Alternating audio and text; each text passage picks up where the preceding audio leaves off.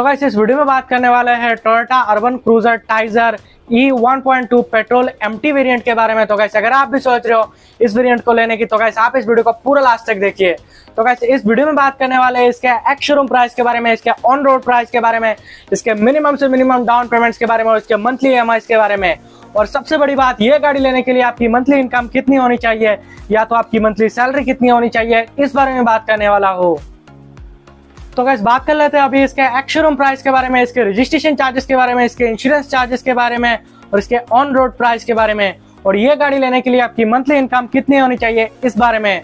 तो गाइस सबसे पहले बात कर लेते हैं इस गाड़ी के एक्स शोरूम प्राइस के बारे में। तो गाइस इस गाड़ी का जो एक्स शोरूम प्राइस है वो है 7,73,500 रुपीज। तो गाइस बात कर लेते हैं अभी इस गाड़ी के रजिस्ट्रेशन चार्जेस के बारे में। तो गाइस इस गाड़ी का जो रजिस्ट्रेशन चार्जेस है वो है 52,000 रुपीज। तो गाइस बात कर लेते हैं अभी इस गाड़ी के इंश्योरेंस चार्जेस के बारे में। तो गाइस इस गाड़ी का जो इंश्योरेंस चार्जेस है वो है 42,200 रुपीज। तो गाइस अगर आप मान के चले कि आपका जो कि अदर चार्जेस लगेगा वो 2,500 रुपीज लगेगा। तो गाइस इस हिसाब से जो कि आपकी गाड़ी का टोटल प्राइस निकल के आता है वो है 8,70,200 रुपीज, जो कि आपका ऑन रोड प्राइस रहने वाला है। तो गाइस इस हिसाब से जो आपका मंथली इनकम है वो कम से कम होना चाहिए 55,000 रुपीज। तो गाइस अगर आपका मंथली इनकम जो कि है वो अगर 55,000 रुपीज है तो गाइस आप इसमें से सेविंग्स करेंगे 15,000 रुपीज का, और बाकी के आपके ऑथर एक्सपेंस में जाएगा 40,000 रुपीज। तो गाइस अगर आप ये जो 15,000 रुपीज करके सेविंग्स कर रहे हैं डाउन पेमेंट करने के लिए, बाद में आप इससे ईएमआई भी देंगे। तो गाइस अगर आप सेविंग्स करते हैं 15,000 रुपीज करके और अगर आप इसको सेविंग्स करते हैं 7 मंथ तक, तो उसके बाद में आपके पास में आता है 1,05,000 रुपीज। तो गाइस इस गाड़ी का जो मिनिमम डाउन पेमेंट है वो है 1,01,000 रुपीज। तो गाइस अगर आप इसमें डाउन पेमेंट करते हैं 1,05,000 रुपीज और अगर आप इसको 9% इंटरेस्ट रेट के हिसाब से 7 साल के लिए फाइनेंस करवाते हैं तो आपका जो मंथली ईएमआई है वो निकल के आता है 12,311 रुपीज। और अगर आप इसी को 5 साल के लिए फाइनेंस करवाते हैं तो आपका जो मंथली ईएमआई है वो निकल के आता है 15,884 रुपीज। और अगर आप इसी को 4 साल के लिए फाइनेंस करवाते हैं तो आपका जो मंथली ईएमआई है वो निकल के आता है 19,042 रुपीज।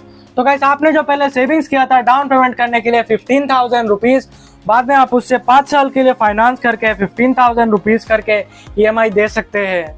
तो गाइस अगर आप सेविंग्स करते हैं 15,000 रुपीज करके और अगर आप इसको सेविंग्स करते हैं 10 मंथ तक, तो उसके बाद में आपके पास में आता है 1,50,000 रुपीज। तो गाइस अगर आप इसमें 1,50,000 रुपीज की डाउन पेमेंट करते हैं और 9% इंटरेस्ट रेट के हिसाब से अगर आप इसको 7 साल के लिए फाइनेंस करवाते हैं तो आपका जो मंथली ईएमआई है वो निकल के आता है 11,587 रुपीज। और अगर आप इसी को 5 साल के लिए फाइनेंस करवाते हैं तो आपका जो मंथली ईएमआई है वो निकल के आता है 14,950 रुपीज। और अगर आप इसी को 4 साल के लिए फाइनेंस करवाते हैं तो आपका जो मंथली ईएमआई है वो निकल के आता है 17,922 रुपीज।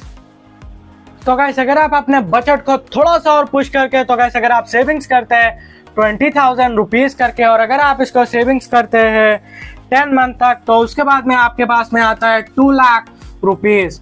तो गाइस अगर आप इसमें 2 लाख रुपीज की अगर डाउन पेमेंट करते हैं और 9% इंटरेस्ट रेट के हिसाब से अगर आप इसको 7 साल के लिए फाइनेंस करवाते हैं तो आपका जो मंथली ईएमआई है वो निकल के आता है 10,783 रुपीज। और अगर आप इसी को 5 साल के लिए फाइनेंस करवाते हैं तो आपका जो मंथली ईएमआई है वो निकल के आता है 13,912 रुपीज। और अगर आप इसी को 4 साल के लिए फाइनेंस करवाते हैं तो आपका जो मंथली ईएमआई है वो निकल के आता है 16,678 रुपीज। तो गाइस अगर आपके पास में पहले से ही थोड़ा बहुत सेविंग्स है तो गाइस आप इसमें एड ऑन कर सकते हैं।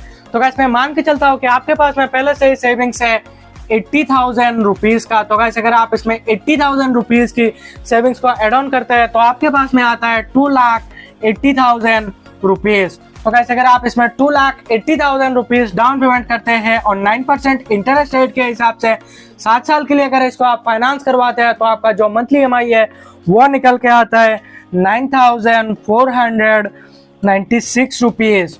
और वही पे अगर आप इस गाड़ी को अगर 5 साल के लिए फाइनेंस करवाते हैं तो आपका जो मंथली EMI है वो निकल के आता है 12,524 रुपीज। और अगर आप इसी को 4 साल के लिए फाइनेंस करवाते हैं तो आपका जो मंथली EMI है वो निकल के आता है 14,687 रुपीज। तो गाइस अगर आपके पास में बजट हाई है तो गाइस आप डाउन पेमेंट कर सकते हैं 3,50,000 रुपीज की। तो गाइस अगर आप 3,50,000 रुपीज की डाउन पेमेंट करते हैं और 9% इंटरेस्ट रेट के हिसाब से अगर आप इसको 7 साल के लिए फाइनेंस करवाते हैं तो आपका जो मंथली EMI है वो निकल के आता है 8,370 रुपीज। और वही पे अगर आप इस गाड़ी को अगर 5 साल के लिए फाइनेंस करवाते हैं तो आपका जो मंथली EMI है वो निकल के आता है 10,798 रुपीज। और अगर आप इसी को 4 साल के लिए फाइनेंस करवाते हैं तो आपका जो मंथली EMI है वो निकल के आता है 12,945 रुपीज। तो गाइस अगर आपके पास में बजट बहुत ही ज्यादा हाई है तो गाइस अगर आपके पास में बजट बहुत ही ज्यादा हाई है तो गाइस आप डाउन पेमेंट कर सकते हैं 4,60,000 रुपीज की। तो गाइस अगर आप 4,60,000 रुपीज की डाउन पेमेंट करते हैं और 9% इंटरेस्ट रेट के हिसाब से अगर आप इसको 7 साल के लिए फाइनेंस करवाते हैं तो आपका जो मंथली EMI है वो निकल के आता है 6,600 रुपीज। तो गाइस वही पे अगर आप इस गाड़ी को अगर 5 साल के लिए फाइनेंस करवाते हैं तो आपका जो मंथली EMI है वो निकल के आता है 8,515 रुपीज। और अगर आप इसी को 4 साल के लिए फाइनेंस करवाते हैं तो आपका जो मंथली EMI है वो निकल के आता है 10,208 रुपीज। तो गाइस मैंने भी जितने भी प्राइस बताए वो आपको हर एक स्टेट और हर एक सिटी में थोड़ा बहुत डिफरेंस देखने को मिल सकता है। और ये जो मैंने प्राइस बताए वो आसाम स्टेट का है। तो गाइस अगर आपको ये वीडियो पसंद आए तो वीडियो को लाइक करना और चैनल को सब्सक्राइब करके जाना।